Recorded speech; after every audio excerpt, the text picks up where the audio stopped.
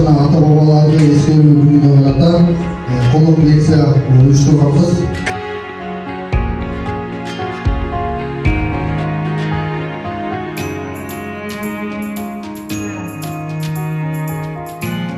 Ошол бетте тарыхый автономия менен областын байланышкан сүрөттөр, ошол сүрөттөрдөн көрсөңүздөр болот.